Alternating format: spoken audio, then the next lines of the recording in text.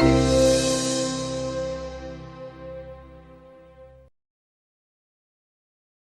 right, well, thank you. Welcome all of you who are here in the room and those of you who are joining us on live stream. This is part of AAPI Heritage Month, and AGN is happy to host today's panel called AAPI in the Public Eye, White House Commissioners on Civic Engagement. Welcome to all of you here. We'll have some time at the end for questions, so think of your questions now, giving you fair warning. I'll basically ask some questions of the panel as we go along here, but we'll make sure to have questions here at the end. I'm Alan Lowe. I'm in the legal department here at Google. Let me introduce the panelists for you. Sitting immediately to my left is Lorna Randlett. She currently serves on the commission for WHIAAPI, which is the White House Initiative on Asian American and Pacific Islanders. She previously was a communications specialist and reach and relevance external relations manager at McKinsey, where she represented McKinsey's global semiconductor practice. But more recently, she founded a nonprofit organization called the Leaders Forum that helps, in particular, Asian leaders make the transition from government into private practice and vice versa. So maybe Lorna can talk about that some more during the panel. Sitting next to her is Bill Imada. Bill serves also on the commission, the WHIAAPI Commission.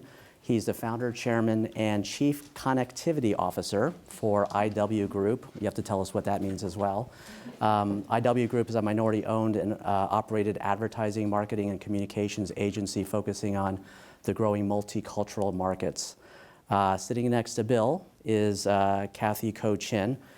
She's a former commissioner of WHIAAPI, so we've got the two current commissioners sitting closest to me, and we've put the former commissioners a little further away. She currently serves as the president and CEO of the Asian and Pacific Islander American Health Forum, which is a position she's held since 2010. And before that, she's been in a number of positions in the healthcare space. She was the program director for the Community Clinics Initiative, which is a joint project of TIDES and the California Endowment. And then sitting next to Kathy is Dr. Tung Nguyen. He was the former chairperson of the commission, of the WHIAAPI Commission. He's a professor of medicine at UC San Francisco, where he provides medical care to a diverse patient population and teaches clinicians. And so you've got basically folks here who've been on the commission, who are on the commission, and so we should just actually jump into that. So let's talk about WHIAAPI, especially for those who may not be familiar with it. What is WHIAAPI, and what does it do? I don't know who wants to take that one. Yeah, there's a lot. Can you hear? Yeah. There's a lot to say about WHIAAPI, but most importantly, it is obviously it's in the White House, and it is responsible for basically engaging the Asian American Pacific Islander community, and also making sure that issues related to the API communities are represented and addressed by the federal government. Historically, it was created under President Clinton and has been renewed under every president since. We were appointed by President Obama. That's like the short history. Maybe there are a couple other things you may want to mention. No, I think that's good. Yeah, sorry. Well, I think the really wonderful thing about serving on the commission is that there are 20 commissioners, or it can be authorized for up to 20 commissioners, and we came from all over the country. And each person represented a variety of either their geography, their ethnicity, the area of the work that they did, but collectively really were the eyes and the ears of the White House into the community to make sure that we could understand what communities were facing and then bring that back to the White House. Great. And so, Kathy and Tung, you guys decided after Trump was elected to step down from the commission. Can you talk about your decision, why you made that decision, how you arrived at the decision? And then for, I guess, Bill and Lorna, you decided to stay. So maybe Bill and Lorna, you can talk about why you decided to stay. Should I go first and I'll give it to you? So in my job, the Asian Pacific Island American Health Forum, we are the nation's advocates for Asian Americans, Native Hawaiians, and Pacific Islanders on health. And so our job is to actually hold government accountable. Our job is to push on the federal government to make sure that health services are as accessible as possible. And I really felt that it was going to be more advantageous for our work to be able to have a little bit more separation between the administration and the work that we had to do. I joined the commission mainly because I wanted to help our community, and I felt that at that point I wasn't able to. I think that there are reasons to stay and there are reasons to go, but I think on the balance, it felt like I wasn't going to be able to do enough to do that. And also, a large number of our commissioners also wanted to leave, and I wanted to make sure that I could support them as well. But having said that, I really, one of the cool things about serving on the commission is the diverse points of view and diverse approaches to solving problems. So it was totally understandable that some of us would thought that we would solve the problems by leaving, and some of us would solve the problems by staying. And I think in a way that's what's really important, is that even when we disagree on the approach, we actually need different approaches. So I am so grateful that Tung gave me that very kind lead-in into why some of us decided to stay. I personally decided to stay because I felt like I was appointed by a president for a term. And I thought it was important to honor that term, which is until the end of September. In addition to that, I also felt that not our chair, but our chair within the administration, who is the Surgeon General, decided that he was going to stay on. And I felt that given the fact that we had staff as well at the White House, that it was important that there was some leadership within the commissioners to stay, to be able to try to impact the process even within the new administration on behalf of APIs as best as we possibly could. So for me, when President Trump was elected, it was really difficult to have that conversation. And I have to speak as a private citizen and not as a commissioner, so I wanted to just put that out there right away. I was working on a fraud case. There was a young Asian American woman in Los Angeles who was scammed. And the federal government was pursuing a case against the scammer. And because that case was pending, if all of us resigned, then this woman would not have had counsel going forward. So we had just started the effort to look into the scammer. We were making some headway. This person was really traumatized by being scammed. She lost her identity. She lost her ability to do business. She was getting all sorts of charges all around the world to her credit card. And I said, I think I have to stay. We're focusing on bullying. Bullying is a terrible problem in our community, and WHIAAPI has done so much to make sure that Asian Americans and Pacific Islanders are not bullied, and people of different religious beliefs like Muslims, that I did not think that we should leave without making sure that we at least try to have a proper handoff on that bullying discussion. And then we also had staff, as Lorna said. We had a number of people that were career staff. And if the entire commission resigned, then there would be no reason to have a staff.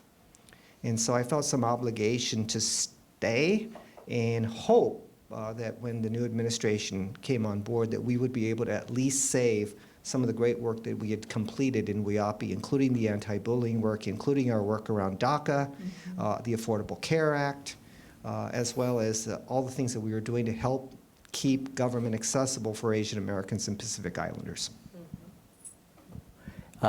So with the resignations, there are how many commissioners now that are still there? Is it 4? There's 4 commissioners us. out of the 20. Correct. So there were 16 that resigned and 4 stayed on.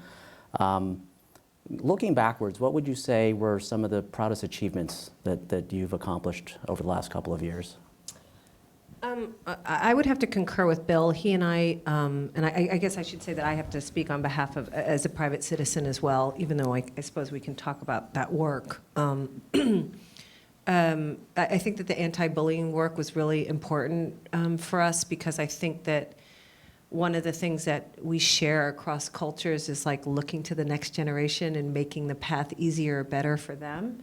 And so focusing on trying to make sure that young people felt like they were going to be able to pursue the American dream and not have these barriers. And anything we could do in that regard was probably among the proudest accomplishments. I specifically worked on sort of cultivating the business community, because I think that when you talk about where, you know, frankly, a lot of Asians have had a lot of success that is actually recognized by the entire country, right? I mean, you obviously have a South Asian CEO, right? You took it Microsoft, Pepsi, whatever you name it, MasterCard, right there. So I thought that it was important to bring that conversation and those accomplishments into the forefront so we could be dealing with our community from a position of strength.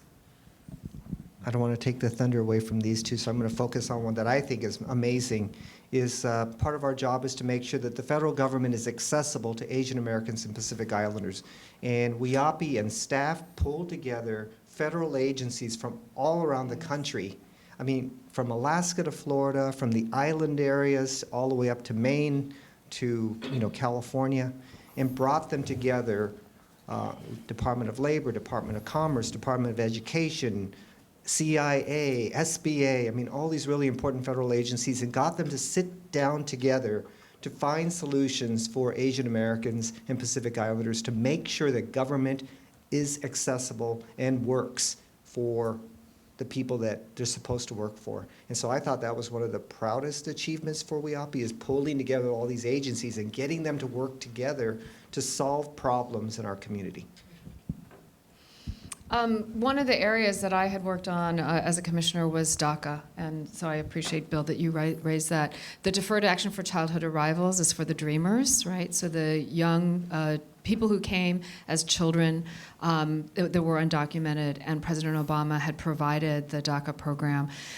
There are a lot. There's something estimated like 2 million DACA eligible people in our Asian Pacific Islander community.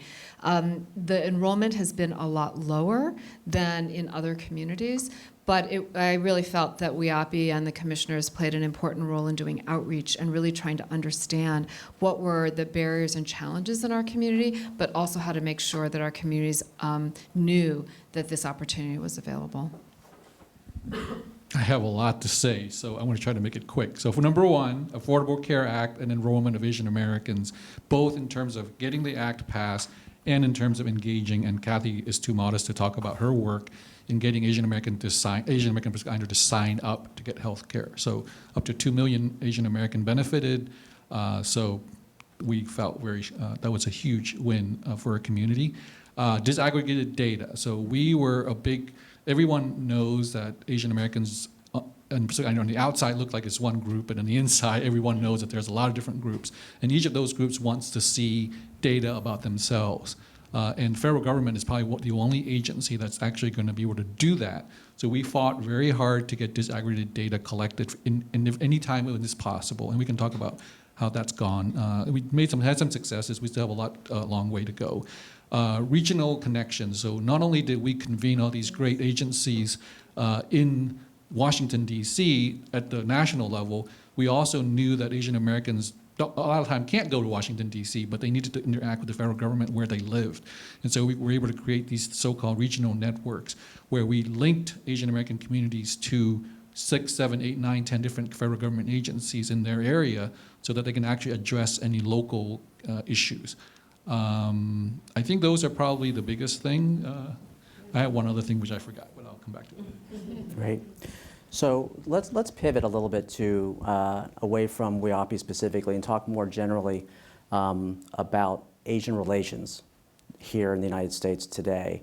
When we look at sort of over the last 100 years in the United States, you know, the ways Asians have been perceived and treated has sort of evolved over time. It depends on the time and the circumstance. So if you look 100+ years ago, there was the Yellow Peril and legislation to keep Asians out. You had World War II, and you had internment camps and the treatment of Japanese during World War II. You know, more currently, you've got sort of the image of the model minority for Asians. Tung, you mentioned sort of disaggregation of data. You know, it was like, I think, 1980 where the census started counting Asian Americans as a class. So, and as you mentioned, I mean, you know, there are many different subclasses within this class, but oftentimes we're sort of lumped together, and maybe the term sometimes is used as we're racialized. And given today, where we're at today with the Trump administration, with various events that have happened, you know, recently, you had the United Airlines incident. You've got, you know, the Airbnb is, you know, there's been some press about owners not wanting to rent to Asians. Where are we today? How are Asians perceived today? How are they being racialized today? Well, I'll tackle that question by just saying, I think it depends on where you sit, right? Where you are socioeconomically, what part of the country that you live in, on how you would answer that question. What I will tell you is, someone recently told me, with the Latino Victory Fund, a saying that he had heard that one of his mentors told him, which said, if you are not if you are not part of the restaurant, you are on the menu.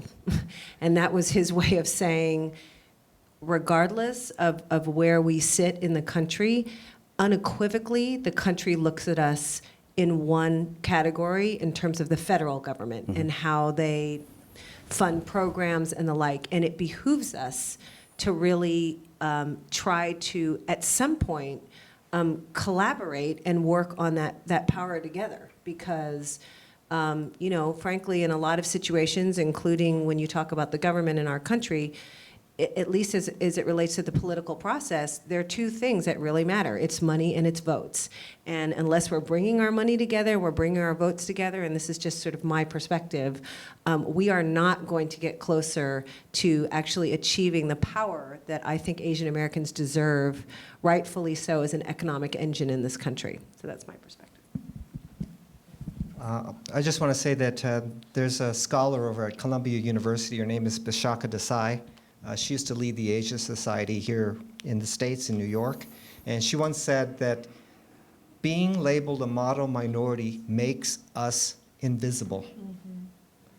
And what's going to be very important for all of you in the audience, for each of us, is that we need to stand up for ourselves. And we need to be better about, you know, speaking up. You know, even for someone like Alan, if something happens to Alan, we want to make sure that everyone at Google knows how important someone like him is. And I have to tell you, because we are viewed as this model minority that gets along with everyone, it doesn't want to rock the boat, we've seen 96 Asian American executives lose their jobs in less than 5 years at major Fortune 500 companies. If it was a Latino executive, and this happened at one of the television stations, an Asian American who became president of NBC lost his job in 6 months. It's the first time an Asian American has ever ascended to that role, and he loses his job. A Latina, who is a lower level, lower ranking person at the same station, loses her job. 1,000 people wrote letters for her.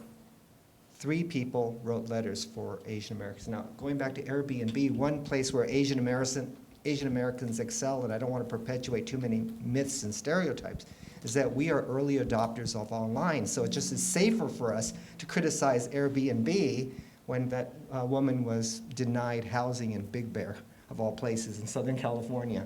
But I do think that we have to go beyond speaking out online. We have to step up and say, this is unacceptable. And we as Asian Americans need to be treated respectfully. We are not perpetual foreigners. We have a voice, and I'm going to stand by this person. I'm going to stand by Alan. I'm going to stand by other executives in the company. I'm going to stand by community leaders, because we're part of this community, and we're all Americans, and we all value the same thing. So in order for us to get beyond some of this, we've got to get people to be activized not only in communities but in corporations and in businesses.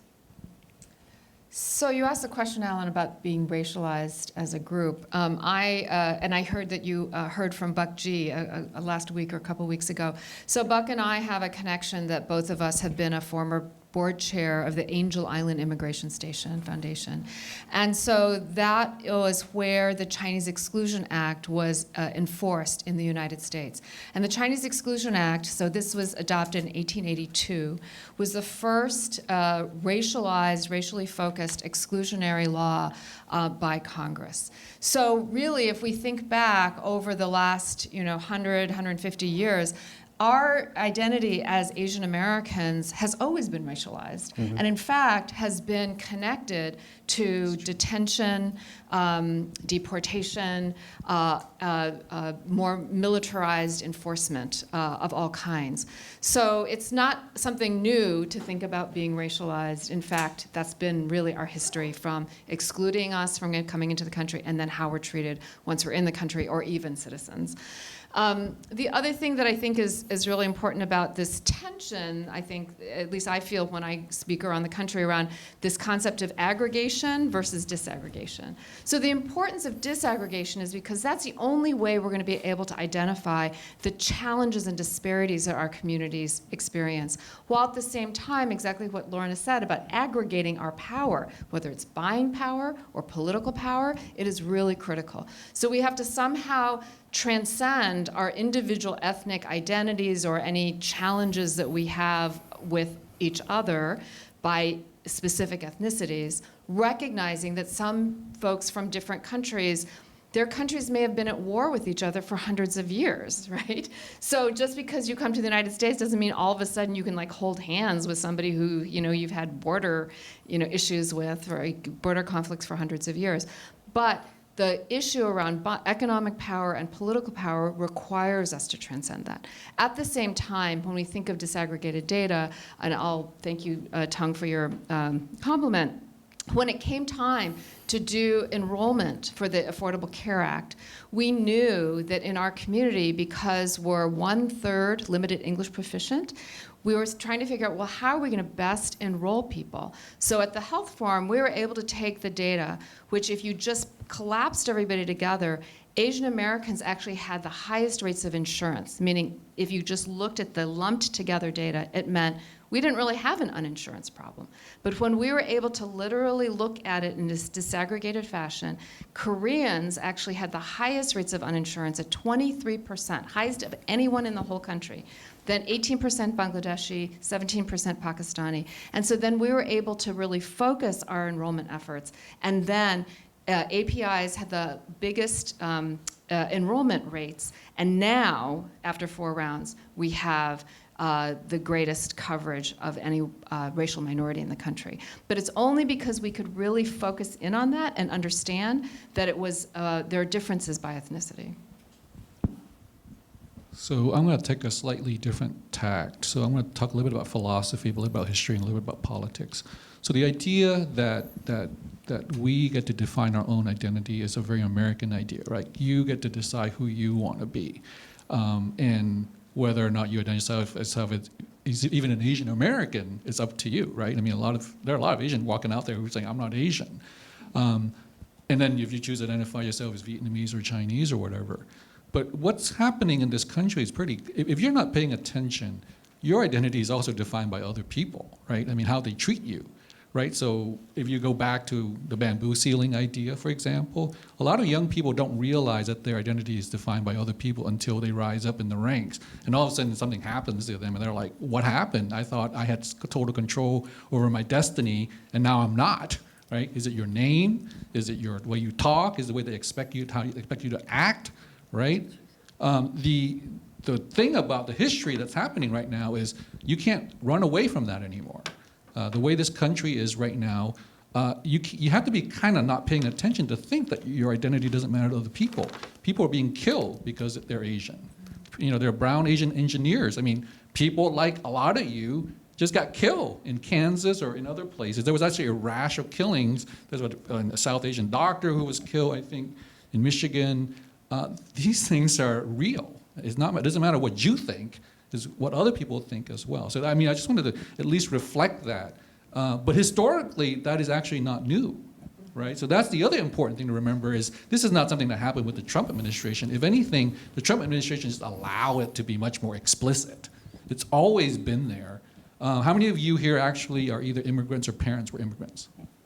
Yeah, none of you would be here if it weren't for the Immigration and Naturalization Act of 1965. Okay, back then, before that, the number of Chinese or Asians or whatever can come to this country would number in the hundreds. There were a quota, okay, about how many Chinese, for example, could come to this country. Hundreds, all right? After the act, thousands and thousands of people came, and it's great, right? But we forget that. We forget the fact that we are Asian Americans or we are Chinese or Vietnamese, and we are not here if other people didn't fight for us to be here. And now that we're here, we need to fight for ourselves, but also for other people as well. So that's my perspective on that.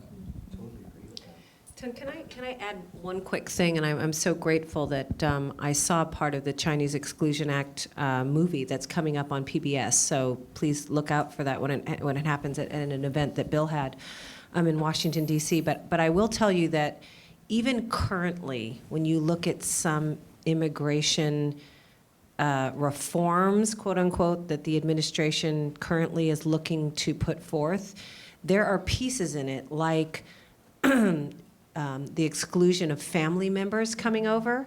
To be clear, that hails back to the Chinese Exclusion Act when they tried to limit women coming, because they understand, right, the powers that be who want to hold Asian backs understand that if they limit your family from coming, then some people won't have childcare, or they won't have other ways in which to support their families, which then limits the effectiveness. It may limit the choice on how many children, for example, someone who comes here might decide to have because they don't have their parents coming to help them with their families, right? So don't misunderstand that even though you live now in this age, that there are not still forces at work that are trying to limit us as Asian Americans, as people, from thriving here and growing our numbers. And the reason they don't want us to grow our numbers is, again, as I said, when there's more numbers, there is more power. I did want to say that we should also be better about telling our story. Of course, we've got a lot of disparities in our community, healthcare disparities, economic disparities, but we should also be a little bit more proud about what we have accomplished and not wanting to completely perpetuate this model minority myth. I do think that we need to be louder about our accomplishments. I mean, our population in the U.S. is bigger than 46 out of 50 states.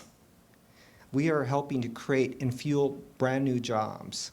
If we were collectively put on an island together, we would be the 18th economic power in the world. And Turkey currently holds that seat. 73 million Turks, there's only 20 million Asian Americans. So I do think we should be better about telling our story, the positive things, but we also can't forget where we're from and realize that lots of other people are struggling. So I want to see a little better storytelling. Each of you telling your own unique stories, but also telling the Asian American story that, you know, we are contributing to this country. We are taxpayers, we're building businesses, we are an economic force, and we're also tipping the balance in elections in key states like Nevada and Virginia. So I do think we should be better about telling our stories. So let me follow up on that. So we should be better, but what you're really saying, without saying it, is that we're not that good at it. We're not working together. We're not using the power of our voice. Why aren't more AAPIs getting involved in civic action? What's our problem? That's an entire conversation all to itself. I think there is some, you know, I don't want to stereotype us, but there is some cultural ideas that we shouldn't stand up and say things. You know, so there are some classic saying like the nail that sticks up gets nailed down. Also, a lot of us come from countries where if you stood up and said something, you get killed or put in jail. I mean, we're not, you know, I mean, my parents don't want to talk anything about politics ever, or because, you know, their friends got put in jail. So I think there are good reasons that we don't stand up. I think, though, this country works on whether or not you stand up or not. So if you don't stand up, then you're not going to get anything you need. Or maybe not for yourself, but maybe also for your community, which is actually the more important part, I think. So I don't think we are very good at that.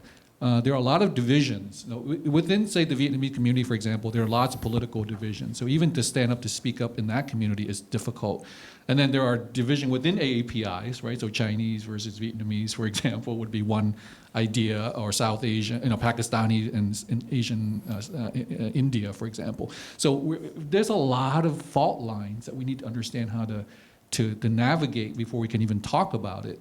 But what I think is important is, rather than look at our culture and where we came from, is what common values do we have. And if you look at the common values that I think a lot of AAPIs have, you will find the source where you can find your the goals that you need to reach. So for example, I would say immigrants' rights. I mean, I think I can always, I kind of surprised if you're Asian and don't believe in immigrant rights. Because like I said, if it weren't for immigrant rights, none of you would be here. Yeah, I'm just to follow up on that. 2/3 of the API community are immigrant, and then 1/3 are limited English proficient. So immigration is a huge common issue. The other thing, just to kind of cite some statistics, so the API community has the highest rates of citizenship naturalization of all immigrant populations. But we have among the lowest, of those citizens, we have among the lowest that vote. So that gap, I think, is where, as we're talking about civic engagement, I think is where there's a lot of room for people to get involved. And so even if it's not rocking the boat or there's some cultural barriers, at least going to the ballot to vote is a really, really important thing. There was just released this 2016 post-election National Asian American Survey. I think Tiffany has the link, and so we can share that with people if people are interested. And then I'm happy to have people take a look at this one. What is really interesting is the interests of communities around education and healthcare and immigration. But the challenge still is how to get people to register to vote and then actually get out the vote. There are also some structural issues on that. So in my organization, we do a lot of civic engagement work. We're a nonprofit organization, so everything we do in the civic engagement space is nonpartisan. We do nonpartisan voter registration as well as get out the vote. And what we've been able to do is, because of the language issues, develop what we call the Power Boost, a cross-state in-language phone banking system, where we select, let's say, 5 key races in any given election or key locations. And then we'll try to match the languages that are available for phone banking to that population. And what we found in 3 cycles is we've had cases of, like, there's this one woman, Vietnamese woman, she'd been a citizen for 20 years, she voted every year, but it was the first time anyone ever called her to ask her if she was registered to vote and to remind her to get out the vote. So there's an issue of we need to get our communities out to vote, but we also see that there's a failure in the current political system to really engage our communities in the vote. So I think there's a lot of work to be done in the whole civic engagement arena. But we over-index, Asian Americans over-index online. We are early adopters. I mean, if you look at Facebook, Twitter, Instagram, video, Snapchat, even though WeChat is significantly bigger, we over-index by double to triple digits, 400%, 300%, 600% in terms of early adoption of these social media platforms, and that's our bully pulpit. And the reason why Asian Americans and Pacific Islanders do so well online is because it is our way to self-express and not do it publicly. Our names are on there, our handles are on there, et cetera, but I do think that we need to take that activism that we find online. I mean, we started the craze of taking pictures of food. But I think that we can now take it to the next level, where we can show the activism in different ways online to get people to be involved, to get people to register to vote. And that's where I think millennials and Gen Z need to lead the way, because as Tung said, do not allow us to dictate the future for you or anybody else like us, including Latinos, African Americans, and whites. You must lead the way and take over for us. If you don't, then you're going to allow people like Lorna, me, Kathy, and Tung to dictate the future for millennials and Gen Z. And I don't want to see that. So you have the power of the internet. That is so powerful in terms of mobilization and civic engagement. You can change the complexion of this country and probably the complexion of other places around the world. I would just add to what Bill is saying and put a challenge out to all of you. I was talking to a VC recently who's Asian, who's going to raise $100 million, and it's really to find new places for Gen Zs to plug in to help be the next generations of solutions. So we've done what we can to try and seed the ground with some runway for you all. But what we're really asking is that you find the language apps that help get the vote out, because so many people are on devices now, right? Or you find the solution where, you know, you are making us better in solving that problem. I suppose that challenge is one that we would very gently like to hand over to you. And we welcome you to find those places where you feel that you can plug in and get everyone else to plug in. The last thing I would say is just 18 Million Rising. I don't know if you guys have heard of that, but you know, they were able to force some pretty important corporations to make some big changes on behalf of Asian Americans and their stances, because they use technology in a very, very smart way. So I just encourage you all and challenge you all to please, pick up the baton from where we left off.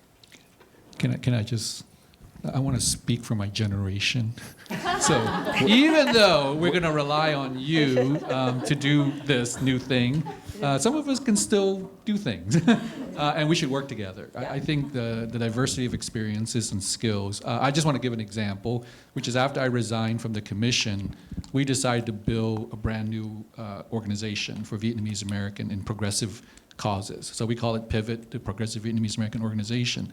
It's now only 3 months since we decided to do it, and using social media, using traditional media, using email, that's really old tech, but using G Suite, using all kinds of things, we now have over 100 members in 12 states, and we are already now recognized as the progressive voice for Vietnamese American nationally. So in 3 months, with a guy who doesn't know what he's doing on the technological space, we are able to do that. So imagine what you could do.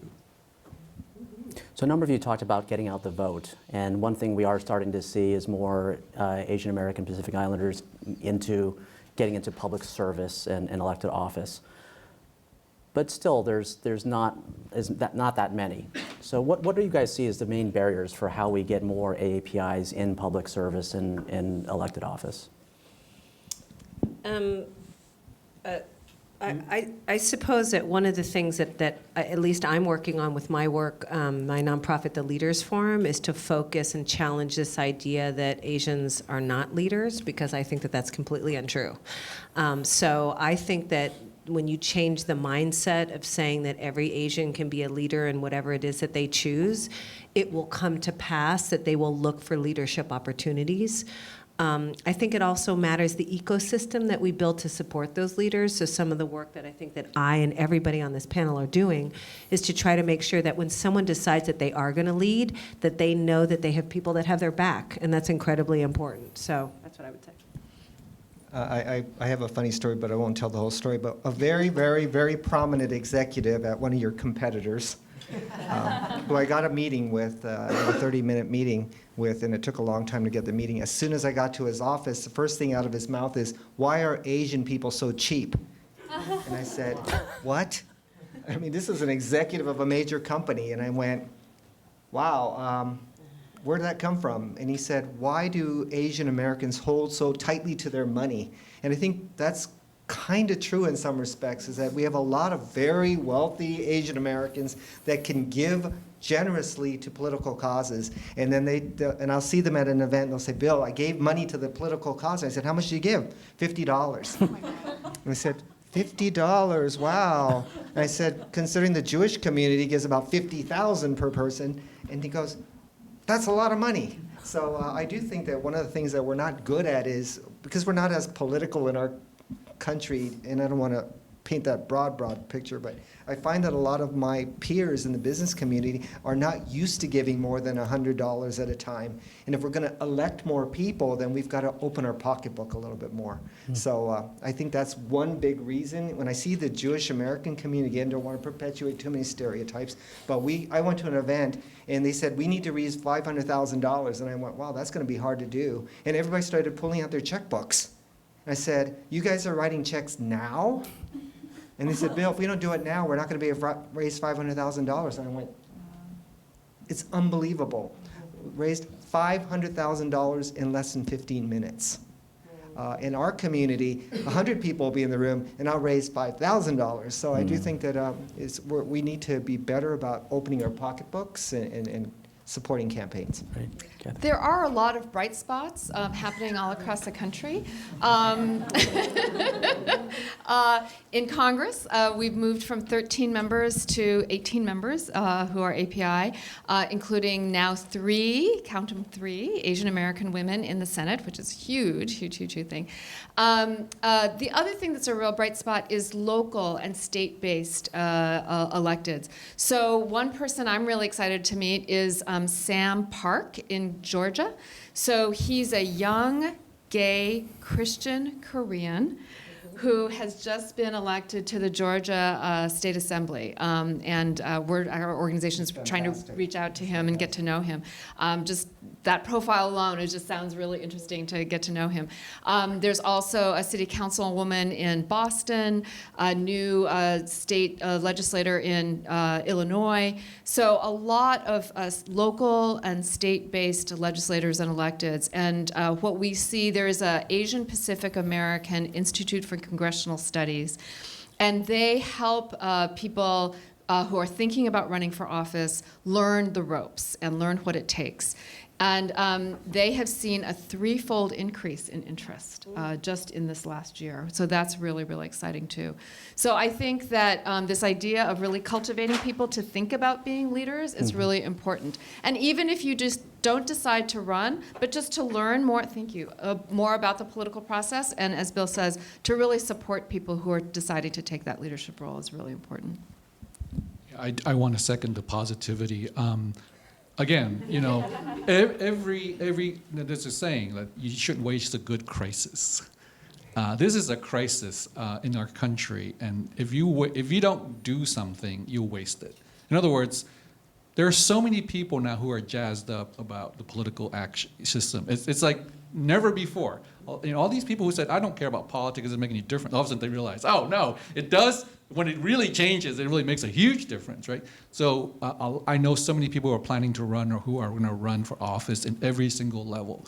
So the story I'm fond of telling is there's this woman named Kathy Tran in Virginia who had 3 kids, all under the age of 10, deliver a baby, I think, a week after the election. And guess what she decided to do with her life now?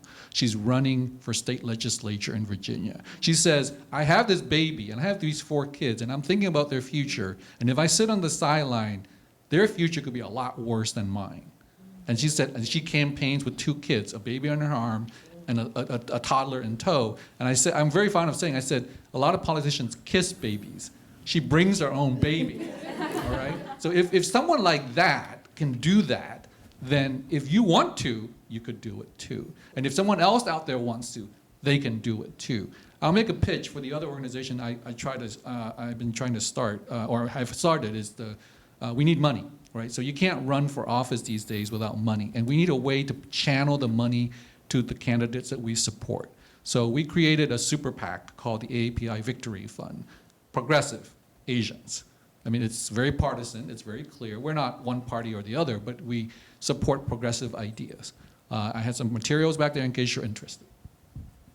Yeah, I think that the other thing that I just want to remind people, we don't have an AAPI Supreme Court justice Yet. right? But so there's still work to do, right? And so just understand that those types of things are going to be really important for your future and for your children's future and whatnot. So there's definitely other stuff to be done, and we all have different organizations where, you know, we feel that we can have places for you all to plug in. So, you know, I don't know if there's any questions for us, for example, or So let's yeah. do this. Let's see if there's questions. We've got a Dory set up for those who are on live stream or GVC. So add your questions there. Let's start with the room and see if there's questions here. And I do want to follow up with you guys on what you currently are working on and share some of that. So do folks have questions in the room? Thank you guys for being here. It was very interesting talk. And you guys mentioned the generation before and the millennials, right? So what is there a difference in views from our parents' generation and the older generation versus the millennials now? And if there are differences in views, what is it that we can do to help gap that conversation? So my group has some millennials in it. There's one woman who's a 27-year-old CEO twice already in Fortune's 30 under 30. So she's clearly not an underachiever. She didn't have running water for the first 5 years of her life. So, but I think that the important difference in terms of your question is the following. I think that people like her are more bold, and I think that they're more willing to engage. I think that a lot of them have more resources or more ambition to be able to play in places and in politics like Bill is speaking about. I think that in terms of bridging the gap, it's just about communication. I think it's like what Bill's saying. It's about telling stories. It's about telling people that there are, even if you do a little bit, the question is, if not you, who else, right? So if your parents don't vote, then that's one less vote. And there are places where races were decided because a few hundred people didn't cast their ballots, right? So getting your parents to vote, other people in community, also, you know, millennials to engage and not be apathetic. I mean, I heard some millennials sat out of the election because they were just like, well, why bother, whatever it is. It's sort of not really the answer we're looking for. So that's what I would say. I think what we're finding is that the millennial generation is saying that they don't know what they don't know. And so we actually, I don't know if you guys have ever heard of Boba Guys, but Andrew Chow, who is a leader in the city, actually wanted to tag along with us when we went to Washington. And he brought a group of millennial entrepreneurs from all around the country with him. And we went to a lot of meetings. And he said, wow, I need to know how our political process works. And I have to be real honest, I don't know how it works. And you guys are teaching us what we need to know because everything is connected. And so I do think that everybody's so caught up right now in running their businesses or kind of moving up the corporate ladder or doing a good job at their companies or maybe working on one specific project that they can actually do something that will change their communities. They're not focused necessarily on the bigger picture. So I think what we've been able to do is bring those people together and say, everything is related and connected. Whatever you do can impact multiple areas. So I think that one of the things that we're finding is people don't know what they don't know, and pointing these things out and showing them how one simple act can change everything about government, a community, about a corporation, was very important and very eye-opening for me personally. My understanding is that I think a lot of millennials don't identify themselves in one group or another, and I think that's sometimes a problem for them to figure out what they do. For example, you know, tech. You know, a lot of people who are tech maybe have not been interested in politics before, but now with the current environment, there is a movement for tech to be involved in political action, and particularly for Asian American tech to be involved. So you could engage in that space, or you can engage in the women's rights space, where again, a lot of issues are going on that are addressing that. The thing that we encourage AAPIs to do, though, is whichever space you engage in, also make sure you engage as an AAPI person as well, for two reasons. One is those viewpoints need to be heard in those spaces, so because they may be different. And the other is to be able to bring all that back to your community and see how you can also leverage the strength that you have in those movements to help your own community and your parents and your family. Any other questions? Anything on the Dory? Nope. All right. Hi, thank you so much for being here. My name is Brendan Chan, and I'm really glad to, first of all, be a proud member of the Asian Googlers Network. I'm actually also pretty involved in the Hispanic Googlers Network, and the two networks have worked together quite a bit on issues related to both of our communities, like immigration, like you talked about. One thing I think that we've both found, however, is that there's a perception, right, that some of these issues are only issues applied to particular communities. Immigration in particular sometimes is seen as just, right, a particular issue that affects the Hispanic Latino community. And so I'd be interested in, when you talk about showing up, when you talk about finding the right issues, how do you also band together so that we realize that any progress for any racial justice issue is actually progress for all of our communities, and any advice that you might have for us who are doing some of that work or trying to continue being involved? Thank you. That's a great question. So first of all, my kids are Asian and Hispanic, so I really appreciate that. The other thing is, between now and 2040, being multiracial, it will be the single largest segment within the AAPI community. So it is this idea that for AAPIs, we already have to be really inclusive because it's 50 different countries and all these different languages, but even more so because of how multiracial our community is becoming, and is already, but also will continue to become. At the Health Forum, the Asian Pacific Islander American Health Forum, where I work, we are really privileged to sit at the same table with 11 other organizations who are all considered racial equity anchors by the Kellogg Foundation. That's the NAACP, the National Urban League, the National Council of La Raza, the National Congress of American Indians, and other organizations as well. So for us, it is working in coalition, working in partnership, being really strong allies with each other is really, really critical. And what we have done is we've actually discussed different issues, whether it be voting rights or immigration, and try to figure out what is the commonality and how can we speak out together.